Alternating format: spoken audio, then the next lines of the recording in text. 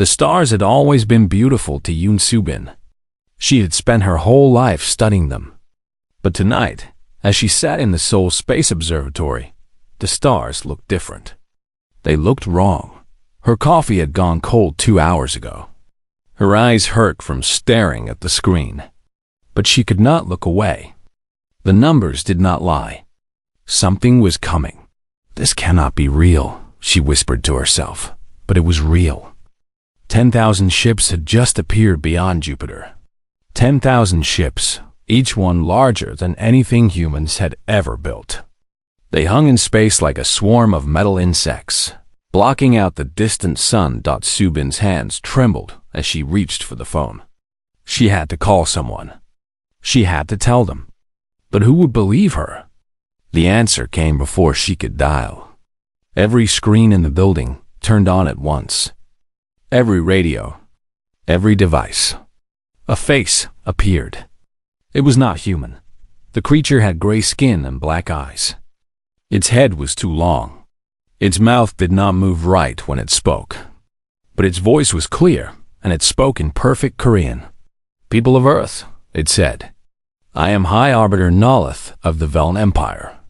Your world now belongs to the Galactic Dominion. You have 72 hours to submit. Kneel, and you will live as servants. Refuse, and you will die as dust. This is not a request.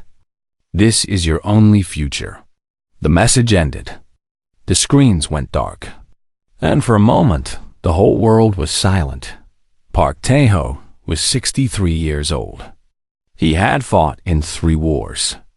He had watched friends die in his arms. He had buried his wife 5 years ago, and his son 10 years before that. He thought he knew what fear felt like. He was wrong. As Secretary General of the United Earth Defense Council, Tae-ho had access to information that ordinary people did not. Within hours of the broadcast, he knew the truth. The Veln Empire had conquered over 3,000 civilizations. Not one had ever resisted successfully. Not one. Alien ambassadors from 12 different species came to his office that night. They had lived on Earth for decades, quiet observers from distant worlds. Now they begged him to surrender.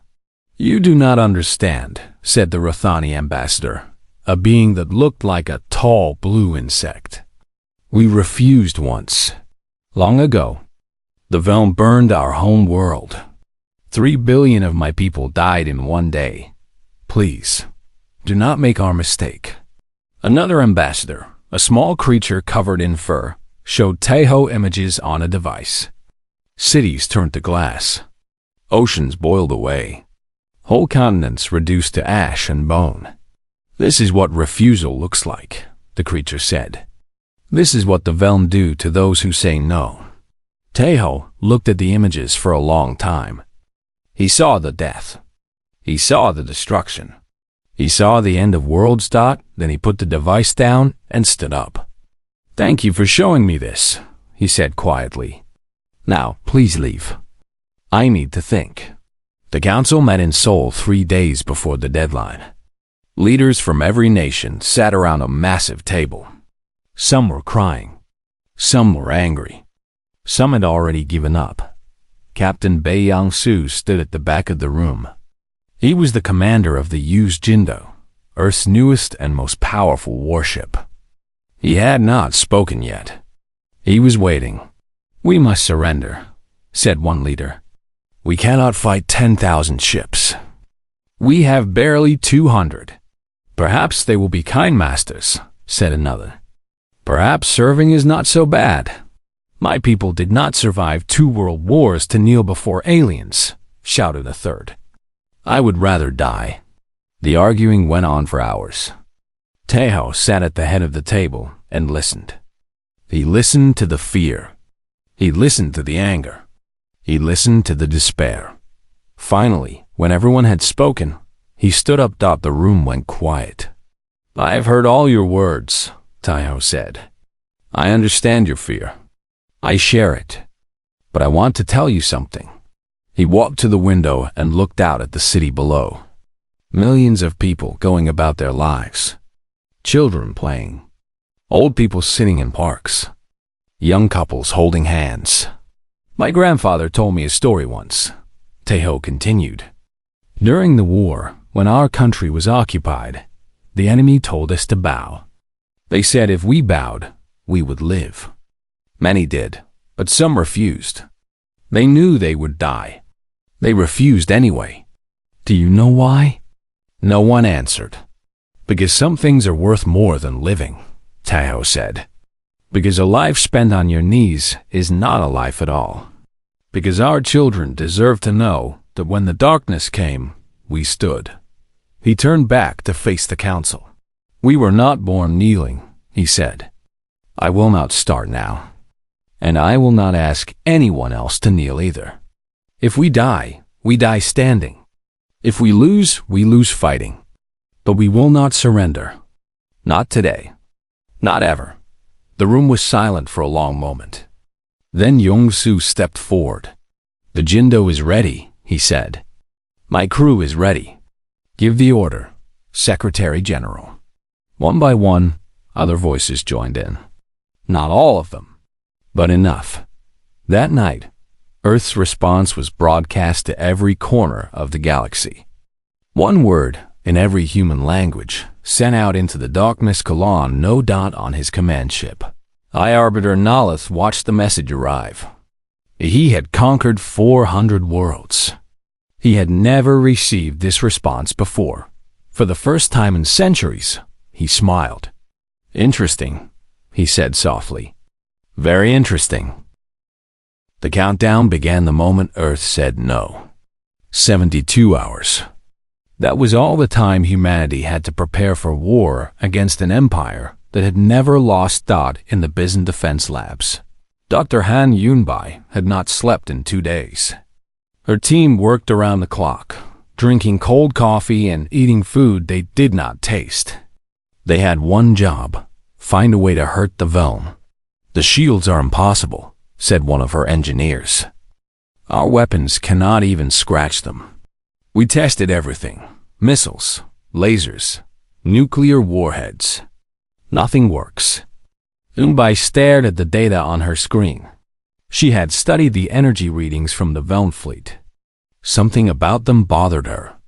Something did not fit. Play the frequency scan again, she said. The engineer obeyed. Numbers and waves danced across the screen. Yunbai watched them carefully. And then she saw it. There, she said, pointing. Do you see that?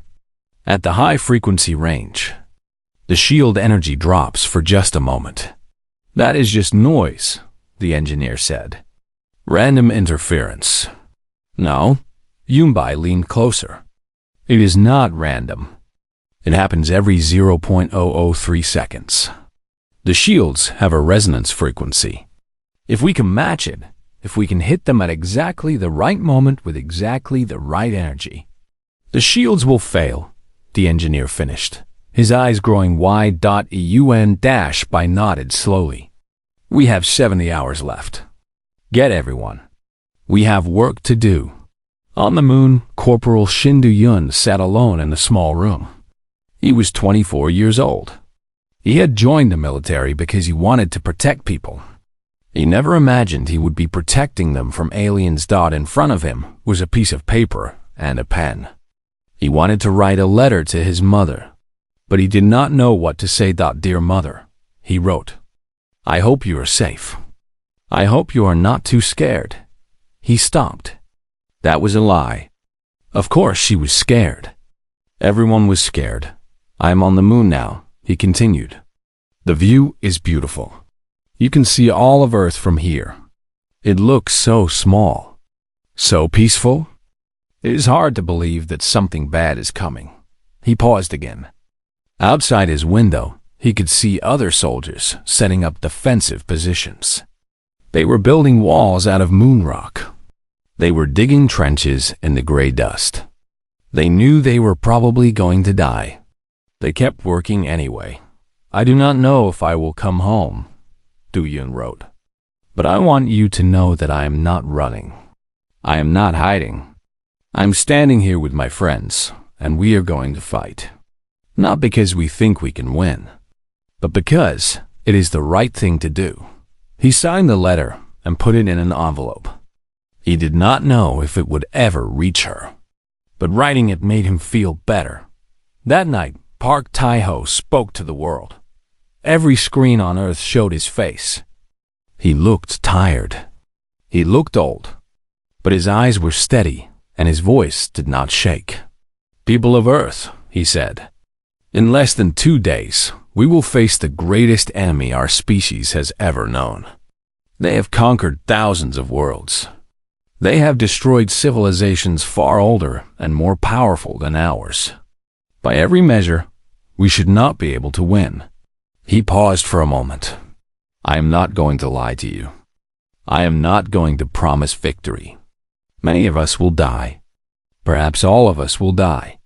The Vel are strong and we are weak. That is the truth." In homes across the planet, people watched in silence. Some held their families close. Some cried.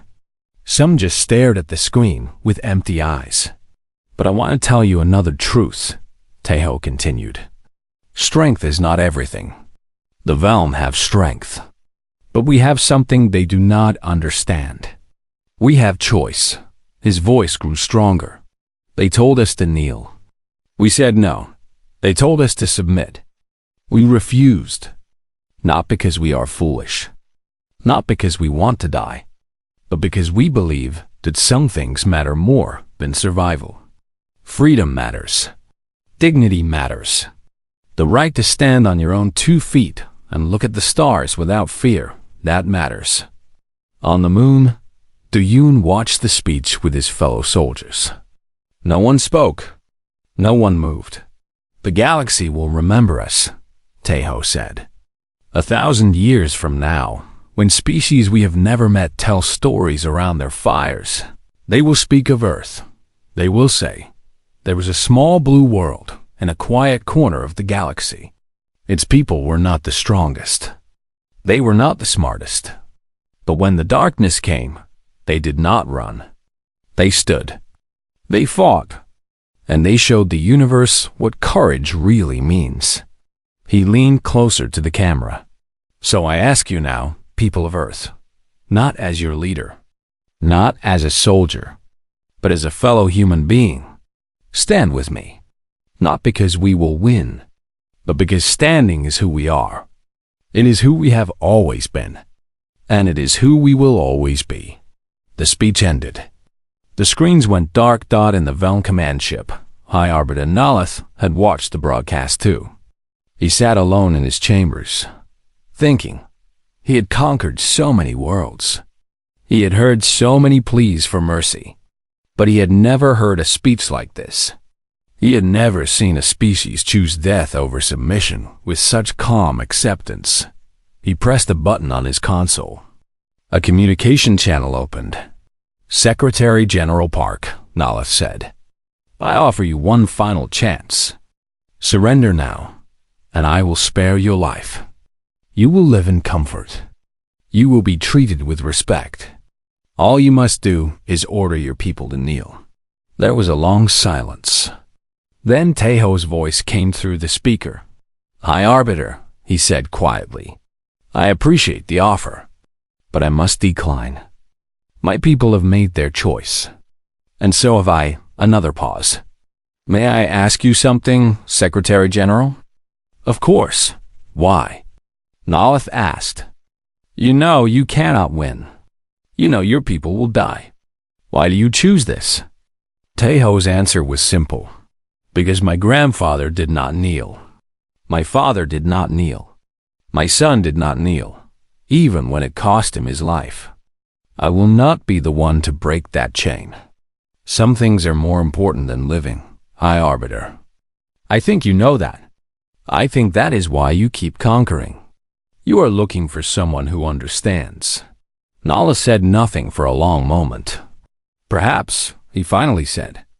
"Perhaps I am. Goodbye, Secretary General. I will see you on the battlefield."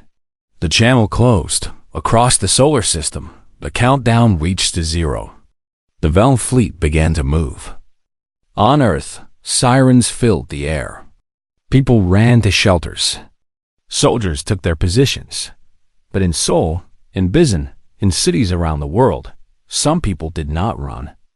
They stood outside their homes and looked up at the sky. They were not running anymore. They were waiting. The first Velen ships reached the moon at dawn. Corporal Shin Du-yeon saw them coming. They filled the black sky like silver arrows, thousands of them blocking out the stars. He had never seen anything so beautiful. He had never seen anything so terrible. "Hold your positions," his commander ordered through the radio. "Do not fire until they land." Du-yeon gripped his rifle tighter. His hands were shaking. His heart was pounding. But he did not run. He had made a promise. He was going to keep it. The Velen dropships landed in waves. Their doors opened and soldiers poured out. They were tall, taller than any human. Their armor was black and their weapons glowed with strange blue light. They moved with perfect order, like machines. "Fire!" The commander shouted. The moon erupted in violence. Human weapons were not as advanced as Velen weapons. But they worked. Bullets and missiles tore into the alien ranks. Velen soldiers fell. Blue blood stained the gray dust. But for every Velen that died, 10 more took its place. Du-yeon's unit was assigned to protect the communications relay. It was a small building, nothing special to look at. But it was important. Without it, the Earth fleet could not receive battle data. Without it, they would be fighting blind. "We have to hold this position," Du-yeon told his squad. No matter what. They held it for 11 hours. The Velen attacked again and again. They came in waves, endless waves, like water against rock. Du-yeon watched his friends die one by one. He watched the walls crumble. He watched the ammunition run low. But they did not retreat. They did not surrender. When the bullets ran out, they fought with knives. When the knives broke, they fought with rocks. When the rocks were gone, they fought with their fists. In the final hour, Du-yeon was alone. His squad was dead. His rifle was empty. A Velen soldier stood in front of him, twice his size, weapon raised. Du-yeon looked at the communications console behind him. It was still working. It was still sending data to Earth. That was all that mattered. He pressed the transmit button one last time. "This is Corporal Shin Du-yeon," he said, his voice steady. "The relay is still active. Data transmission confirmed. Tell my mother I love her." He paused, still standing. Then he turned to face the Velen soldier. He did not have a weapon. He did not have a chance. He charged anyway. In space above the moon, Captain Bae Yong-soo watched the battle unfold on his screens. He saw the green dots that represented human soldiers wink out one by one. He saw the red wave of Velen forces spreading across the lunar surface. And he saw Du-yeon's final message. "Still standing," Yong-soo repeated quietly. He closed his eyes for a moment. Then he opened them and turned to his crew. "All ships, this is the Jindo," he announced through the fleet channel. "We are going in. Follow my lead." The Earth fleet was small compared to the Velen armada. 200 ships against 10,000. The numbers made no sense. Victory was impossible. But Yong-soo was not fighting for victory. He was fighting for time. EU Onbai's resonance weapon was almost ready. She just needed a few more hours. A few more hours to calibrate. A few more hours to test. A few more hours that the fleet had to buy with their lives. "Charge the main guns," Yong-soo ordered. "All power to forward shields. We are going through the middle." The Jindo accelerated toward the Velen formation. Behind it, the rest of the Earth fleet followed. They were outgunned. They were outnumbered. They flew forward anyway. The Velen opened fire.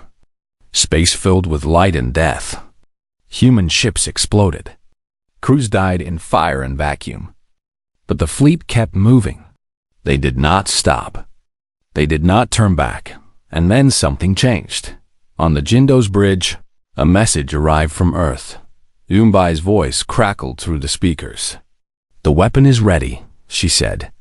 "Transmitting the resonance frequency now. Target their shields at these coordinates. Fire on my mark." Yangsu smiled.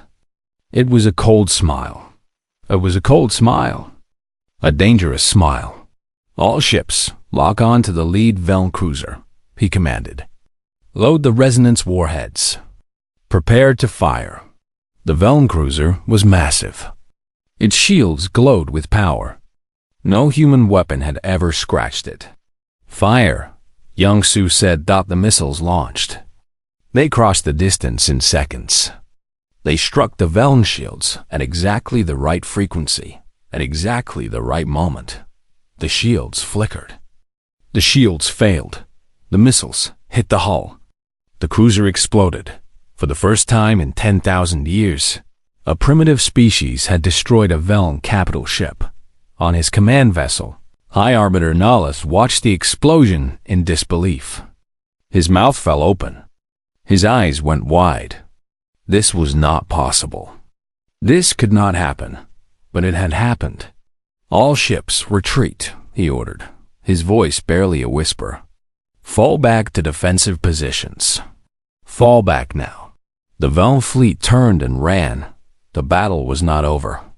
Earth had lost 2/3 of its fleet. The moon was covered in bodies. Cities on Earth burned from orbital bombardment. Millions of people were dead, but humanity had done something impossible. They had made the Veln bleed. They had made the Veln fear. On the Jindo, Yongsu slumped in his chair. His ship was damaged. His crew was exhausted. But they were alive. And they had won. Not the war, but this battle. This moment. "Sir," his communications officer said, "we are receiving messages from across the galaxy. Hundreds of them. Thousands. What do they say?" Yongsu asked. The officer looked at his screen. His eyes filled with tears. "They are cheering," he said. "Species we have never met. Worlds we have never seen. They watched us fight. They watched us survive. And they are cheering." Yongsu looked out the window at the retreating Veln fleet. He thought about Du Yun, alone on the moon, choosing to charge instead of surrender. He thought about all the soldiers who had died today. "We are not done yet," he said quietly. "The Veln will come back. They will be stronger. They will be angrier." This was just the beginning. He stood up and faced his crew. But now they know. Now the whole galaxy knows. Humans do not kneel. Humans do not break. And if you want to kill us, you had better be ready to pay the price. On Earth, in the ruins of Seoul, Taiho received the battle report. He read the numbers. The dead, the wounded, the ships lost. Then he read about Du Yun. He read about the soldiers who had held the moon. He read about Yangsu's charge. He put down the report and looked out the window. The sky was dark with smoke. The city was burning. But somewhere up there, beyond the clouds, the Veln were running. "Still standing," he said softly, repeating Du Yun's last words. He would make sure the galaxy never forgot.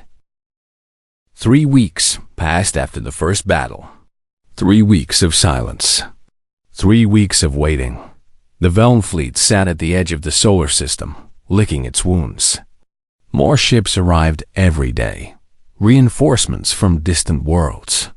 Soon, they would have enough strength to attack again. And this time, they would not retreat. In the command center beneath Seoul, Yoon Soo-bin studied the enemy fleet data. She had not slept properly in days. Dark circles hung under her eyes. But she had found something important. "The Veln command structure is completely centralized," she told Taeho. "Every order comes from High Arbiter Nahus. Every ship, every soldier, follows his commands. Without him, they will fall apart." Taeho looked at the holographic display. 10,000 ships surrounded a single massive vessel in the center. Nalith's flagship. You are saying if we kill Nalith, we win?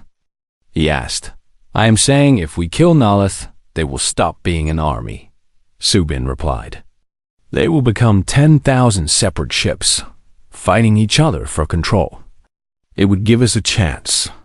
Maybe our only chance. Tejo was silent for a long moment. Then he nodded. Start planning the mission, he said. Find me volunteers. Lieutenant Kao Jian was 31 years old.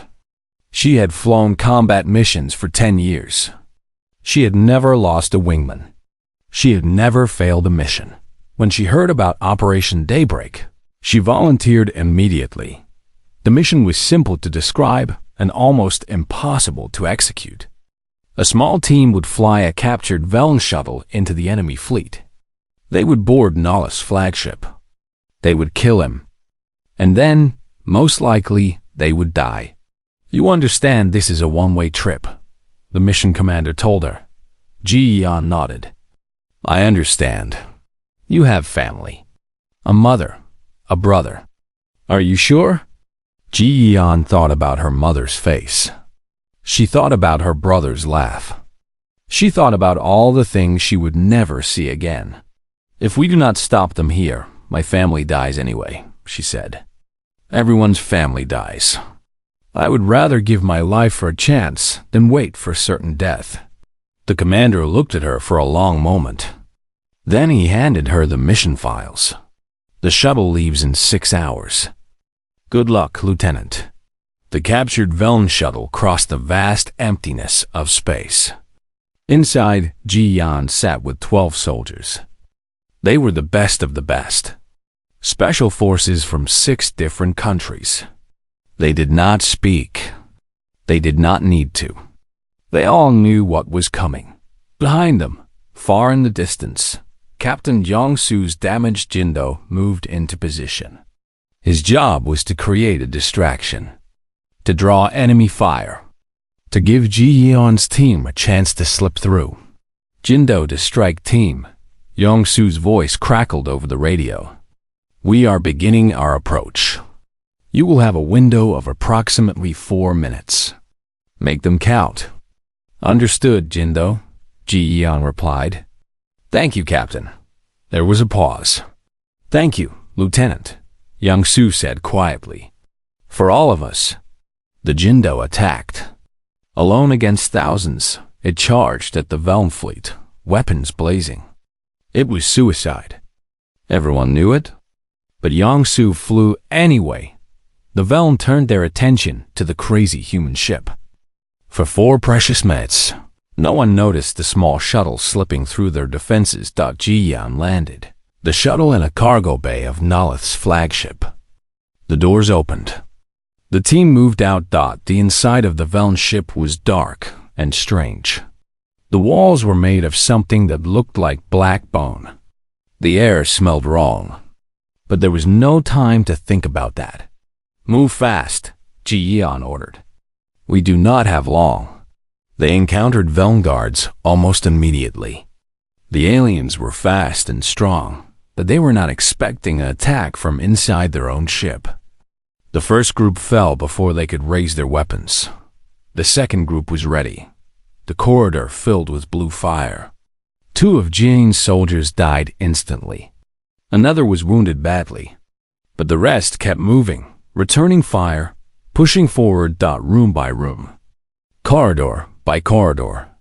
8 soldiers became 6. 6 became 4. 4 became 3. By the time they reached the command chamber, only Ji Yan and 2 others were still standing. The doors opened. The chamber was vast and empty. And at the center, sitting on a throne of black metal, was High Arbiter Nalith. He was alone. No guards, no soldiers. Just him. I have been waiting for you, he said. His voice was calm, almost friendly. G-Yon raised her weapon. Her 2 remaining soldiers did the same. It killed my guards quite efficiently, Nalith continued. Impressive for a primitive species. But then, your people have been full of surprises. We're here to kill you, Ji-Yan said. Obviously. Nala stood up slowly. He was taller than she expected. His black eyes reflected the dim light. But before you do, I would like to understand something. Will you give me that? A few moments of conversation before the end. Ji-Yan hesitated. Her finger stayed on the trigger. Ask your question, she said. Nalath walked closer. He did not seem afraid. Why? He asked. That is all I want to know. Why do your people resist? You cannot win. You must know that. Even if you kill me, my empire will send more fleets. More soldiers. We have conquered 3,000 worlds. What makes you think you are different? Ji-Yan thought about her mother. Her brother. Du-Yun on the moon. Yong-Su in his dying ship. All the people who had already given everything. You asked us to kneel, she said. You told us to surrender. You gave us a choice between slavery and death. But you made a mistake. What mistake? You thought those were the only options. Ji-Yun's voice was steady. You thought if we could not win, we would give up. But we do not fight because we think we can win. We fight because we have to. Because giving up is not in us. Because we would rather die on our feet than live on our knees. She stepped closer. You have conquered 3,000 worlds, she continued. 3,000 species that bowed down, that gave up, that accepted their chains. But you have never met a species like us. We do not accept. We do not bow. We do not break. And that terrifies you, does it not? That is why you are here alone. That is why you send your guards away. Because you want to understand the thing you fear. Nalath was silent for a long moment. Perhaps you are right, he finally said. Perhaps I am afraid. Not of death. I have lived too long to fear that. But of what you represent. If one species can refuse, others might follow. If Earth can stand, empires can fall. He bowed his head slightly. You are remarkable creatures. I am honored to have met you. Ji-Yan pressed a button on her belt. A small light began to blink. The honor is ours, High Arbiter. The explosion was bright and brief. On the Jindo, Yang-Su saw the flash of light from Nala's flagship. He knew what it meant. She did it, he whispered. His ship was burning. His crew was mostly dead. He had minutes left, maybe less. But he was smiling. All Earth forces, he announced through the open channel. High Arbiter Nalath is dead. The Veln command structure is broken. Attack now. Attack with everything you have. He looked out at the Veln fleet. Already, ships were turning on each other. Already, the perfect order was becoming chaos. This is Captain Bei Yong-Su of the Yu's Jindo, he said. It has been an honor serving with you all. He aimed his dying ship at the nearest Veln cruiser. Still standing, he said dot, and then the Jindo was gone. The galaxy had never seen anything like it dot with High Arbiter Nalath dead. The Veln fleet tore itself apart. Commanders who had followed orders their entire lives suddenly found themselves without direction. Some tried to claim leadership. Others refused to follow. Ships that had fought side by side for centuries turned their weapons on each other, and while they fought among themselves, humanity attacked. The Earth fleet was small. Only 60 ships remained after all the battles. But they were not alone anymore. 3 species that had been enslaved by the Veln for generations saw their chance. Ships that had been forced to serve the Empire turned against it. The Rothani, the small furry creatures, others whose names humans could not pronounce, all of them joined the fight. For 3 days, the battle raged. Fire and metal filled the space between planets. Ships exploded. Crews died. But slowly and possibly, the tide turned. On the 4th day, the last Veln commander surrendered. Humanity had won. Park Tai-ho stood in the ruins of the United Nations building. It had been destroyed in the first bombardment weeks ago. Now it was just broken stone and twisted metal. But people had gathered here anyway. Thousands of them. Millions more watched from screens around the world. I speak to you today not as a leader, Taiho said, his voice carried by speakers to every corner of the planet, but as a survivor. Like all of you, I have lost friends, family. I have seen things no one should have to see. I have felt pain no one should have to feel. He paused. His eyes were wet. But I have also seen something beautiful. I have seen humanity at its best. I have seen soldiers hold their positions when all hope was lost. I have seen scientists work without sleep to save their species. I have seen ordinary people become heroes. He looked up at the sky. It was blue again, clear and peaceful. The Velm told us we were primitive. They told us we were weak. They told us to kneel, and they expected us to obey. But they did not understand us. They did not know that our history is written in the blood of those who refuse to kneel. They did not know that we come from a long line of fighters, of dreamers, of people who looked at impossible odds and said, "Not today." In Bizen, Dr. Han Yunbai watched the speech from her lab. She had not stopped working. Even after victory, there was so much to do. So many worlds to help. So much knowledge to share. But she allowed herself a moment to listen. A moment to feel proud. We did not win this war alone, Taiho continued. Species that have been slaves for longer than humans have existed chose to stand with us. They saw us fight and they remembered what freedom meant. They saw us refuse to give up, and they found their own courage again. In orbit around Earth, ships from 3 different species floated peacefully beside human vessels. For the first time in thousands of years, they were free. They did not know what to do with that freedom yet, but they were learning. Today, I want to make a promise.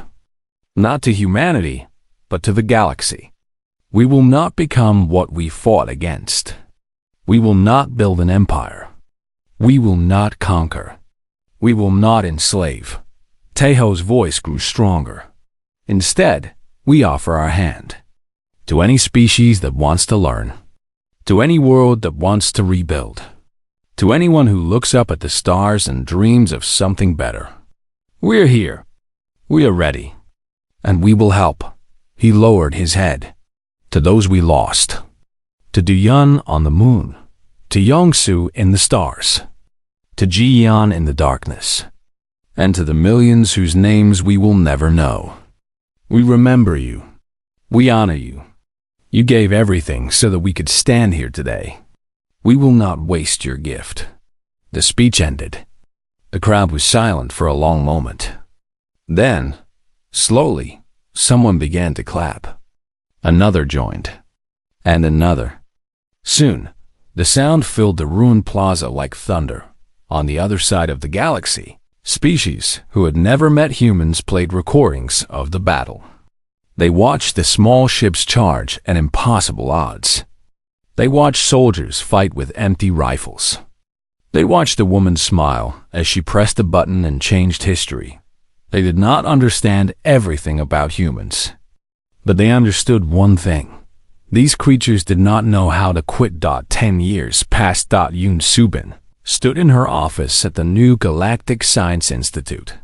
Through her window, she could see ships from dozens of species landing and taking off. Human technology, combined with alien knowledge, had created wonders she never imagined possible. Diseases cured. Worlds restored. Connections made across distances that once seemed impossible. A message arrived on her desk. It was from a species at the far edge of the galaxy. They had heard about Earth.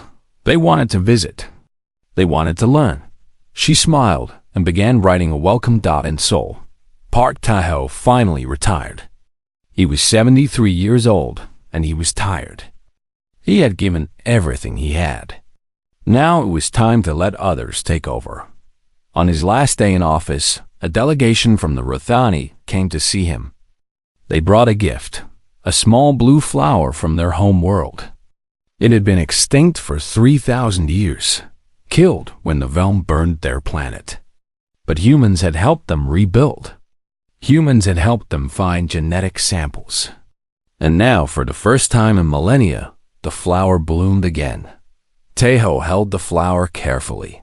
He thought about his grandfather, who had told him stories about refusing to kneel. He thought about his son, who had died too young. He thought about all the people who had made this moment possible. "Thank you," he said softly. "This means more than you know." On the moon, a memorial stood where Du Yun had made his last stand. It was simple, just a stone pillar with words carved into it. But people came from across the galaxy to see it. They touched the stone. They read the words. They remembered. The inscription was in Korean. Below it, translations in 100 different languages. Here, humanity refused to kneel. Every year, on the anniversary of the battle, someone left flowers at the memorial. They did not say who they were. They did not ask for thanks. They just came, left their gift, and disappeared. Some said it was Du Yun's mother. Others said it was soldiers who had survived. Others said it was aliens who had been freed by humanity's sacrifice. It did not matter who they were. What mattered was that they remembered. In the darkness of space, a Velen ship drifted alone. It was one of the last. Its crew had been wandering for 10 years, unable to return home, unwilling to surrender. The captain sat in his chair and watched a recording. It was the broadcast Earth had sent before the war. One word in every human language. No doubt he had watched it thousands of times. He still did not understand how such a small word had brought down an empire. He still did not understand how these primitive creatures had beaten them. But he was starting to understand something else. Maybe they had deserved to lose. Maybe an empire built on fear was always going to fall. Maybe it just needed someone brave enough to push it over. He turned off the recording and looked out at the stars. "Strange little creatures," he said quietly. "I wonder what they will become." The ship drifted on. The stars burned silently. And somewhere on a small blue world in a quiet corner of the galaxy, children played in the sun. They did not know the names of all the heroes who had died for them. They did not know the full story of the war. But they knew one thing.